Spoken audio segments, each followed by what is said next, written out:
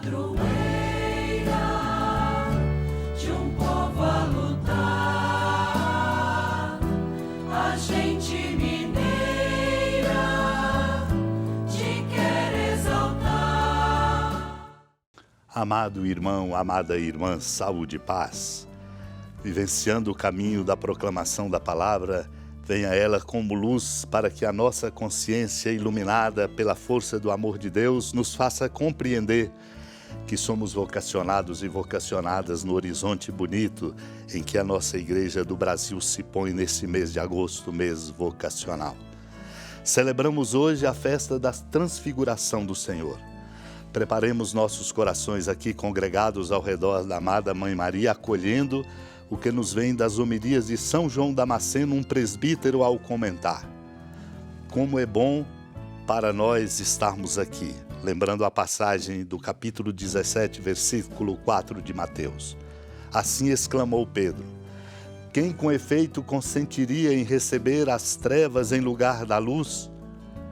Vede o nosso sol, como é belo, como agrada aos olhos, como é bom.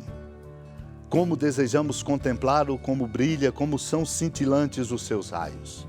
E a vida, vede, diz ele, como a vida é doce e quanto amamos a vida. Mas esta luz, de onde procede toda luz, quanto não será mais desejável e mais doce ao coração. E a vida em si, de onde decorre toda a vida, na qual temos todos a existência, o movimento e o ser, quanto não será mais digna do nosso amor e da nossa sede.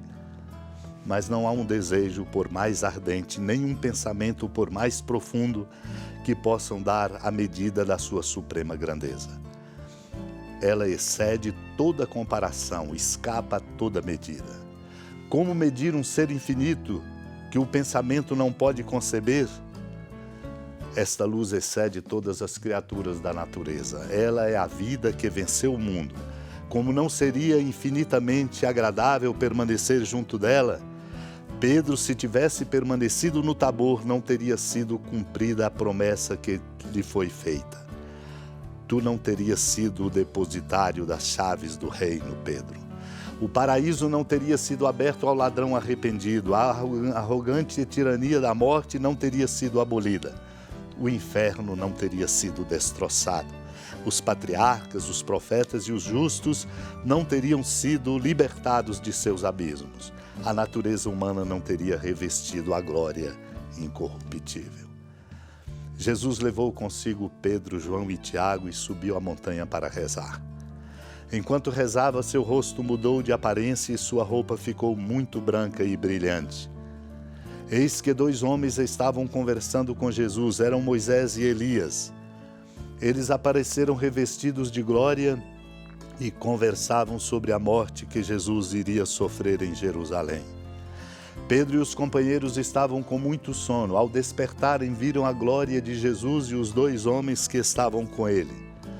E quando estes homens se iam afastando, Pedro disse a Jesus: Mestre, é bom estarmos aqui, vamos fazer 3 tendas. Uma para ti, outra para Moisés e outra para Elias. Pedro não sabia o que estava dizendo. Ele estava ainda falando quando apareceu uma nuvem que os cobriu com sua sombra. Os discípulos ficaram com medo ao entrarem dentro da nuvem. Da nuvem, porém, saiu uma voz que dizia: Este é o meu filho, o escolhido, escutai o que ele diz.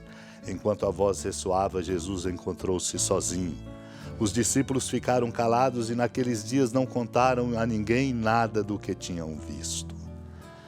Amado e amada de Deus, privilegiados foram Pedro, João e Tiago ao subir a montanha com o Senhor para orar.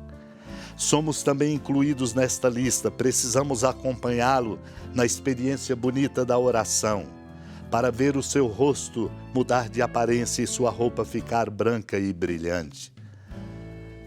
Com ele estavam 2 conversando, Moisés e Elias, para nos lembrar a lei e os profetas, para nos lembrar que há um caminho que nós precisamos seguir, não apenas o caminho da nossa cabeça, nem simplesmente das nossas escolhas, há um caminho a seguir e ele é o caminho.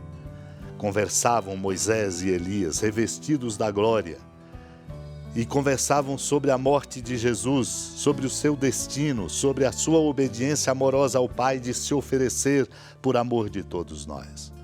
Os discípulos que dormiam se despertaram e viram a glória de Jesus e os dois homens que estavam conversando com ele. E quando estes homens iam afastando, Pedro disse a Jesus: por ver a glória e a beleza da presença amorosa de Deus, Mestre, vamos fazer aqui 3 tendas, uma para ti, outra para Moisés e outra para Elias. Pedro, na verdade, não sabia o que estava dizendo. Ele estava ainda falando quando apareceu uma nuvem que os cobriu, e de dentro da nuvem, enchendo-os de medo, veio uma voz que é importante, que deve ecoar em nossos corações, chamados a viver o caminho do seguimento do Senhor. Este é o meu filho, o escolhido, escutai o que ele diz.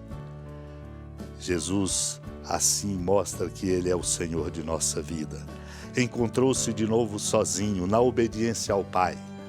Enriqueçamo-nos com o sermão no dia da transfiguração do Senhor de Anastásio Sinaíta, um bispo do século VII, quando diz: Jesus manifestou a seus discípulos este mistério no Monte Tabor. Havia andado com eles, falando-lhes a respeito de seu reino e da segunda vinda na glória.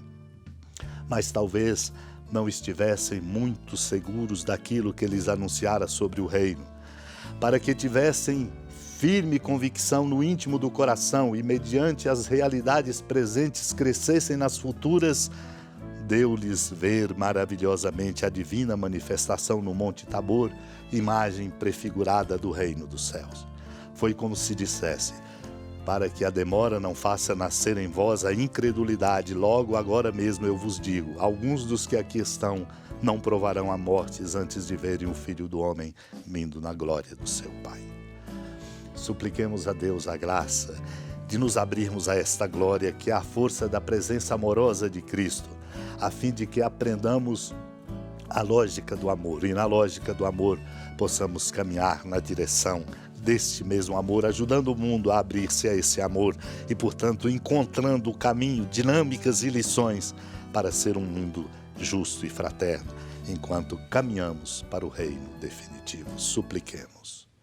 Senhora da piedade, Mãe Virgem do Cristo Deus. Lembrai-vos, ó piedosíssima Virgem Maria, que nunca se ouviu dizer que alguém daqueles que, tendo recorrido à vossa proteção, implorado a vossa assistência e reclamado o vosso socorro, tenha sido por vós desamparado.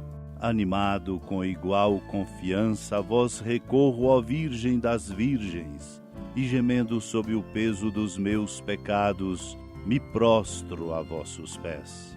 Não desprezeis as minhas súplicas, ó Mãe do Verbo encarnado, mas dignai-vos de as ouvir propícia e de me alcançar o que vos peço. Amém. Feliz padroeira de um povo a lutar, a gente mineira te quer exaltar, não só lá na serra, tu és esplendor de toda esta terra, também és fulgor.